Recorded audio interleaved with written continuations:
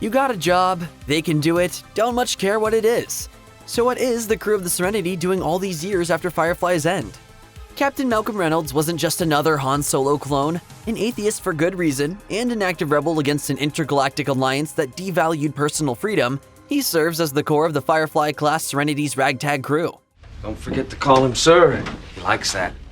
Nathan Fillion's appeal made Reynolds an icon, and that same charisma saw him take center stage in 2006's Slither. Fillion hit it off with fledgling director James Gunn, and he's been one of Gunn's go-to crew ever since, appearing in every Guardians of the Galaxy movie and delivering a hilarious 10 minutes as the detachable kid in 2021's The Suicide Squad.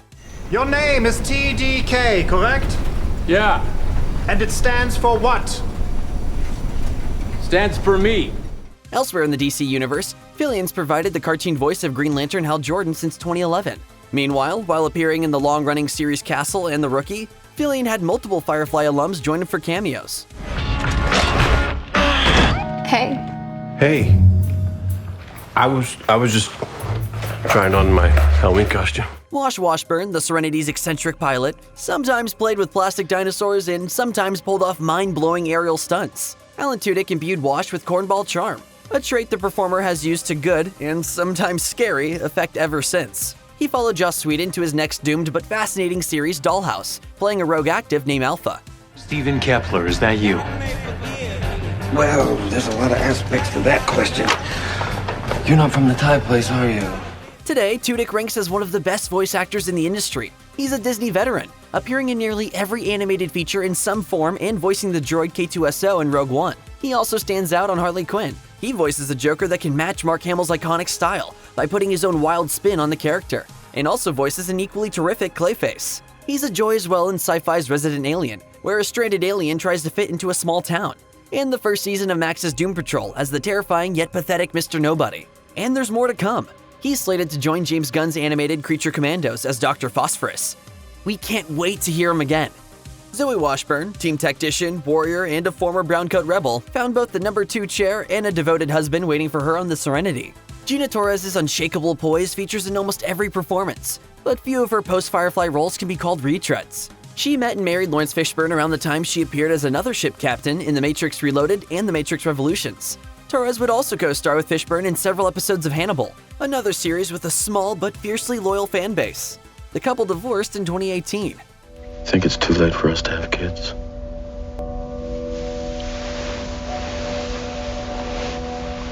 It is for me. Tudyk and Fillion's web series Con Man sees her swing by for a visit with old friends, and Westworld gave her a small but fascinating storyline as Bernard's estranged wife.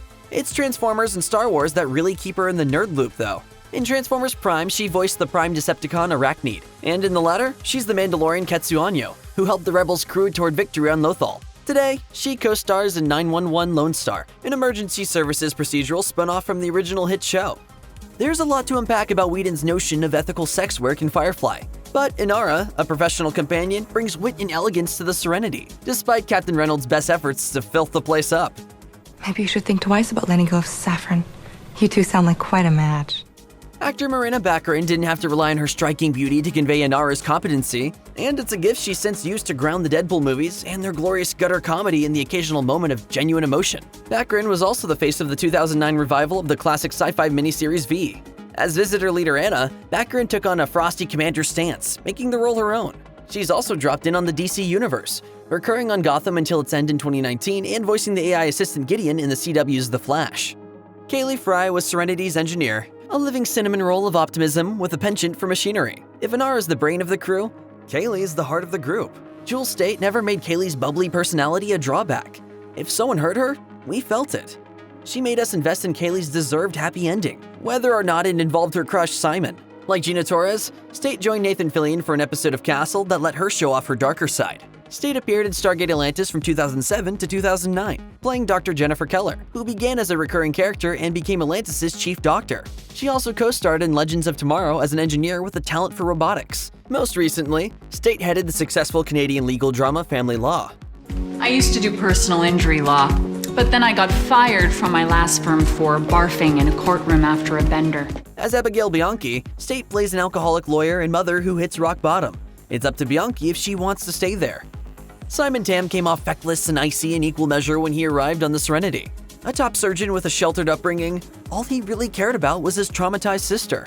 It's a wedge that kept him from seeing Kaylee's adoration until the last minute. You are pretty funny. You're pretty.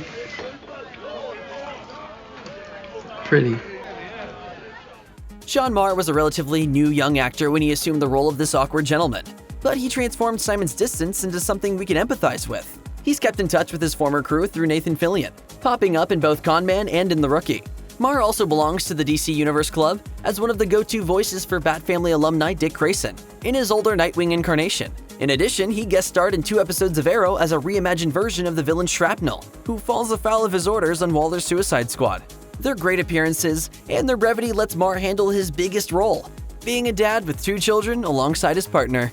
Any Western-styled saga has its preacher, and Sheppard book fit the bill to a T.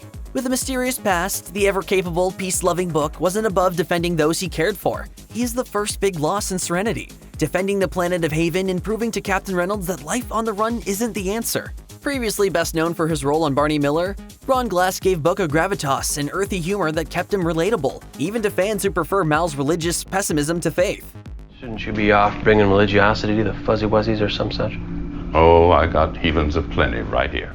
Glass landed a few notable roles after Firefly, including 2 appearances in Agents of S.H.I.E.L.D. as Dr. Stryton, one of the doctors who brought Agent Coulson back to life. He was also in the American remake of Death at a Funeral. Sadly, Glass died in 2016. The loss brought the crew of the Firefly and its fans together as online tributes poured in. That's when it came out that Glass was a quiet philanthropist, donating his time and money to the Wooten Center, which helps Los Angeles kids embrace their educational potential. River Tam was the unfortunate victim of Whedon's strong female shtick, aka the woman as a weapon trope. Reduced to a fragile state by years of experimentation, but granted extraordinary combat abilities befitting an undercover assassin, River could have been nothing more than a plot device. But actor Summer Glau turned River into someone we wanted to see healed. Bleeding. That's deep. You okay? River. He looks better in red. By the end of Serenity, she's earned that much. After Firefly ended, Glau followed Whedon, appearing in 4 Dollhouse episodes as one of Topher's scientific peers.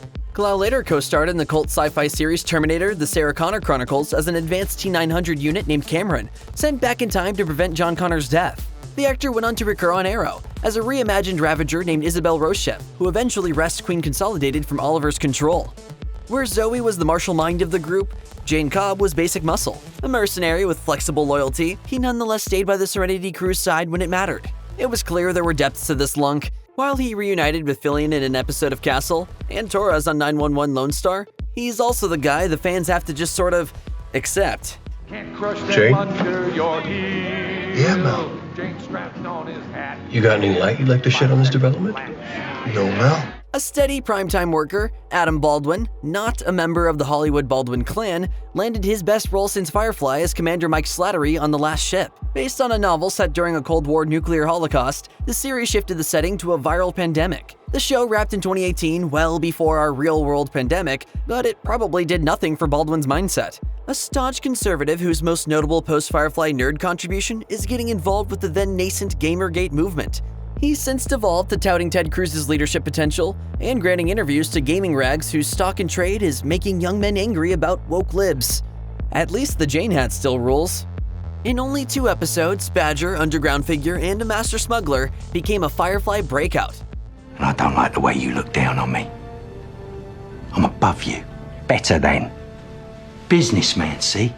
He represented the grimy side of the future and helped the Serenity crew secure money to keep flying. Actor Mark Sheppard had already guested on Star Trek Voyager when he was tapped for the role. Sheppard would also join Whedon for Dollhouse, turning up 3 times as an FBI agent unconvinced of the Dollhouse's dangers. Sheppard then recurred on the sci-fi hit Warehouse 13, graced 7 episodes of Battlestar Galactica, and growled his way through a term as the King of Hell in Lucifer's absence for 8 seasons of Supernatural. But for discerning Firefly fans, he may be at his best in Doom Patrol, as the scruffy Chaos Wizard Willoughby Kipling. Name's Kipling. Willoughby Kipling. Knights Templar, in case you're wondering. Though he doesn't get much time versus the villainous Mr. Nobody, Sheppard is a treat in the later seasons, helping the patrol face off against werebutts. Trust us, just go with it, and zombies. Safran represented Serenity's Irene Adler, as smart as Holmes' femme fatale, yet still stymied by the rough, gruff Serenity team's antics. Christina Hendricks was near the start of her career when she joined Firefly, but the talent she displayed in the years to come was right there in her fantastic portrayal of Mrs. Reynolds. Mr. Reynolds, sir. I'm your wife. Hendricks evolved Saffron into the sharper Joan Harris on AMC's Mad Men, earning 6 Emmy nominations for her work as a woman who leverages her skills and sexuality to find her own power in a misogynistic world. She's also a Nicholas Winding Refn's repertory company, appearing in both Drive and The Neon Demon. But Hendricks isn't above returning to sci-fi on occasion. She lends her voice to Solar Opposites, and starred in Ryan Gosling's cult fantasy film Lost River. Of all the actors in the cast, it may be Hendricks who's moved the furthest away from her Firefly beginnings.